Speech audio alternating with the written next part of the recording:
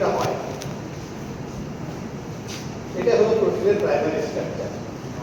অনেকগুলো amino acid ছোট ছোট অনেকগুলো একসাথে জোড়া হয়েছে, অনেকগুলো একটা একটা করে জোড়া হয়েছে, জোড়া হতে হতে হতে হতে লম্বা হয়ে গেছে, হ্যাঁ, হতে হতে এত দূর চলে গেছে। এটা হলো প্রাইমারি স্ট্রাকচার। বুঝতে পারছো তো? জাস্ট এই লম্বা হওয়াটা। সেকেন্ডারি স্ট্রাকচার কাকে বলা হয়েছে? এটা হলো এই যে চেইনটা তৈরি হয়েছে এর একটা সার্টেন পজিশন। ধরো আমি হেলিক্স ফর্মে আছে, কিভাবে? হেলিক্স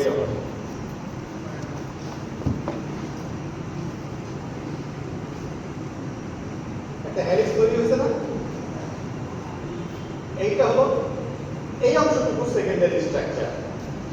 তারপরে দেখা গেল কি আরেকটা হেলিক্স হয়েছে, কিন্তু ডিরেকশন ভিন্ন হতে পারে, অথবা শিট হয়েছে।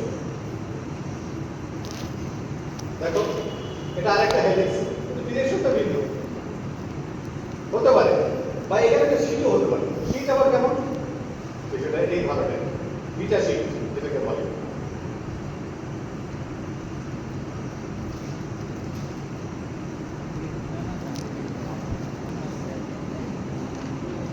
এখানে অলরেডি আমরা তিনটা সিকোয়েন্স পেয়ে গেছি, তাই না? হ্যাঁ, ফার্স্ট সিকোয়েন্স একটা হেলিক্স, সেকেন্ড সিকোয়েন্স আরেকটা হেলিক্স, থার্ড সিকোয়েন্স এইটুকু একটা শিট, তারপর দেখা গেল আরেকটা শিট হতে পারে, অসম্ভব কিছু না, কিন্তু ডিরেকশনটা ভিন্ন, এরকম হতে পারে। অথবা একটা হেলিক্স হতে পারে, কি হবে সেটা ওই জানে, আল্লাহ জানে, আমরা জানি না, আমরা পরে যাচ্ছি, আল্লাহ বানাই দিচ্ছে, আমরা জানছি। এটা আরেকটা সিকোয়েন্স, দেখো শিট কিন্তু ভিন্ন ডিরেকশন, ওখান থেকে হেলিক্স হতে পারে, অল্টারনেট হেলিক্সের পরে শিট, শিটের পরে হেলিক্স, এরকম হতে পারে। ধরো এখান থেকে আরেকটা হেলিক্স,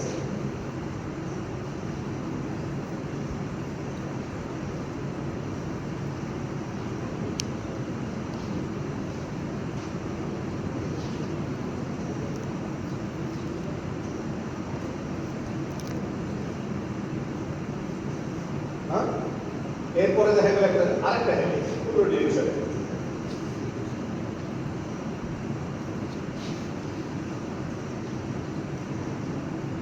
কয়টা হলো? 1 2 3, এইটা ভিন্ন ডিরেকশনে ছিল মনে করো, 4 1 2 3 4 5 6টা হয়ে গেছে। সাপোজ বা আরো হেলিক্স হতে পারে, বা আরো শিট হতে পারে, বানাই না, অসুবিধা কি আছে, তার তো লম্বাই আছে।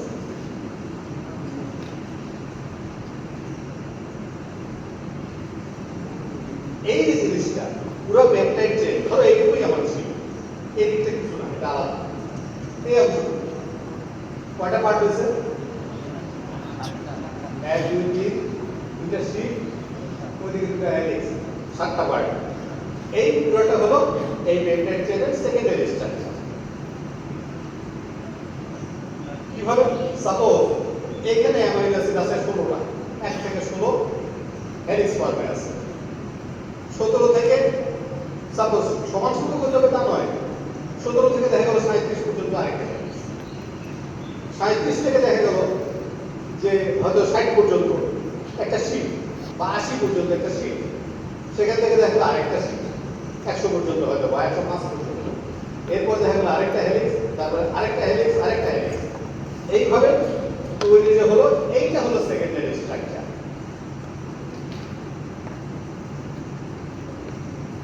এই সেকেন্ডারি স্ট্রাকচারে বলা থাকলো প্রোটিনের কততম অ্যামাইনো অ্যাসিড থেকে কততম অ্যামাইনো অ্যাসিড পর্যন্ত কি ফর্মে আছে। ক্লিয়ার? টারশিয়ারি স্ট্রাকচার কি? এই হেলিক্স এর পাশে থাকবে না এই শিট এর পাশে থাকবে, সেইটা ইন্টাররিলেশন কিভাবে হবে? এই পুরো জিনিসটার বেন্ডিং এন্ড ফোল্ডিং কেমন? ধরো এইটা চলে আসলো ফোল্ড করে এই জায়গায়, মাঝখানে ওটাকে ফেলে আসছে, এইটা এই জায়গায় রিলেশনে চলে আসবে এইভাবে, হ্যাঁ, এই জায়গাটা এইভাবে চলে গেল এই পাশের রিলেশনে, এটা চলে গেল তাহলে এই জায়গায়, এটা এই জায়গায়, ঠিক এইভাবে বেন্ড হতে হতে এবারে দেখো একটা মোটামুটি ভাবে একটা 3 ডাইমেনশনাল স্ট্রাকচারে চলে আসছে প্রায়। ধরো এটাকে ঘুরে এটা ওই জায়গায় চলে গেছে। এই যে একটা চেহারাটা হলো, এই যে ফর্মটা সাপোজ এই যে একটা চেহারা হলো, একটা 3 ডাইমেনশনাল একটা চেহারা কি হবে? এইভাবে রেখে দিচ্ছি দেখো। এইবারে একটা 3 ডাইমেনশনাল ফর্ম দিল, ওইগুলো প্রস্তুত হয়ে যাবে আছে। এইটা হলো টার্সিয়ারি। এখানে কত নাম্বার পজিশনের সাথে কে রিলেশনে আছে চেঞ্জ হয়ে গেছে। এই শুরুর মাথা শেষ মাথা দেখা গেল একখানে এসে লেগে আছে, এরকম হতে পারে। এদের মধ্যে বিভিন্ন বন্ড নেই, বুঝতে পারছো? এইটা হলো টার্সিয়ারি স্ট্রাকচার, ঠিক এইভাবে তৈরি হয়। এখন কিছু কিছু প্রোটিন টার্সিয়ারি স্ট্রাকচার পর্যন্তই শেষ, যেমন হিমোগ্লোবিন একটা পেপটাইড চেন ভাগ হয়ে এরকম মাছ হয়ে এরকম হয়েছে, ওর এইটুকুতেই শেষ, ওর কোয়াড্রান্টারি স্ট্রাকচার নাই, না হবে না মায়োগ্লোবিন। কিন্তু হিমোগ্লোবিনের কয়টা থাকে? 4টা চেন। এখন এইরকম 4টা স্ট্রাকচার কে তার রিলেশন আছে, এর পাশে একটা, ওর পাশে একটা, ওর পাশে একটা, এভাবে লেগে আছে। রিলেশনটা কেমন হবে? এই যে রিলেশনটা সেটা হলো কোয়াড্রান্টারি স্ট্রাকচার। এটা সব প্রোটিনের নাই, যেমন হিমোগ্লোবিন টেট্রামার ওর আছে, ইমিউনোগ্লোবিউলিন পেন্টামার ওর আছে, মায়োগ্লোবিন মোনোমার ওর নাই। বুঝতে পারছো? অর্থাৎ কোয়াড্রান্টারি স্ট্রাকচার সব প্রোটিনের নাই। এখন এইভাবেই প্রোটিনের স্ট্রাকচারগুলো তৈরি হয়। এই যে হেলিক্স ফর্মটাকে আমরা বলছি আলফা ফর্ম। মুখের ফেস কাটিং শুনতে কেমন লাগে?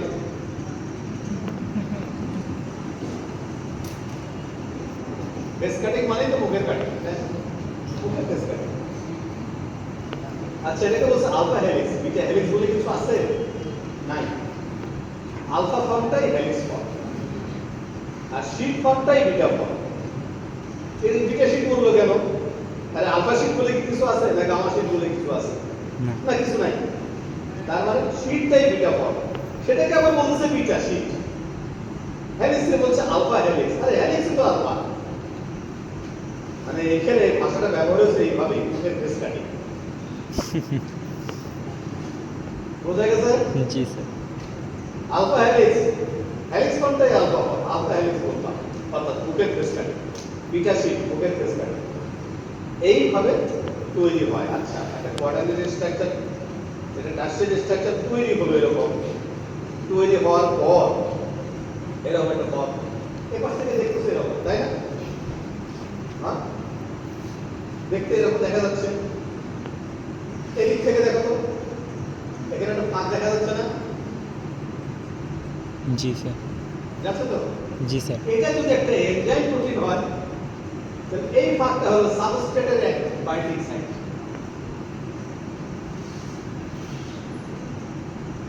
ক্লিয়ার? সব প্রোটিনে যে ফাঁক থাকবে তা নয়। এটা যদি একটা এনজাইম প্রোটিন হয়, এটা হবে সাবস্ট্রেটের বাইন্ডিং সাইট। হ্যাঁ, এই বাইন্ডিং সাইট কিরকম ভাবে তৈরি হতে পারে? বলে না, বাইন্ডিং সাইট শুরু থেকেই আছে, এখানে সাবস্ট্রেট সেখানে ঢুকে গেছে। দেখো, শুরু থেকেই বাইন্ডিং সাইট আছে, সাবস্ট্রেট সেখানে ঢুকে গেছে। লক এন্ড কি থিওরি, কি হচ্ছে? লক এন্ড কি থিওরি পুরো বন্ধ হয়ে গেছে, নাই। সাবস্ট্রেট লাগার সাথে সাথে ফাঁক হয়ে গেল, আরামে ঢুকে গেল। ইনডিউস ফিড থিওরি, আগে ফাঁকা ছিল না, যে সাবস্ট্রেট এসে বাইট করলো আর খুলে গেল, খুলে যায় ওই ফাঁকে ঢুকলো। অথবা আগে চেয়ারটা হয় বিছানো ছিল, সাবস্ট্রেট লাগার পরে বন্ধ হয়ে গেল। বিষয়টা কেমন? এরকম ছিল, সাবস্ট্রেট লাগার পরে এরকম হয়ে গেল। অথবা আগে থেকে এরকম ছিল, কিংবা আগে এরকম ছিল, সাবস্ট্রেট লাগার পরে এরকম খুলে গেল, যে লেগে গেল। এরকম ছিল, সাবস্ট্রেটে পাস খাইলো, খুলে গেল, যে লেগে গেল। Induce feed theory. অথবা এরকম ছিল, সাবস্ট্রেট লাগলো, বন্ধ হয়ে গেল। Induce feed theory. বুঝলা তো? হ্যাঁ, এনজাইম নিজেও তো একটা প্রোটিন।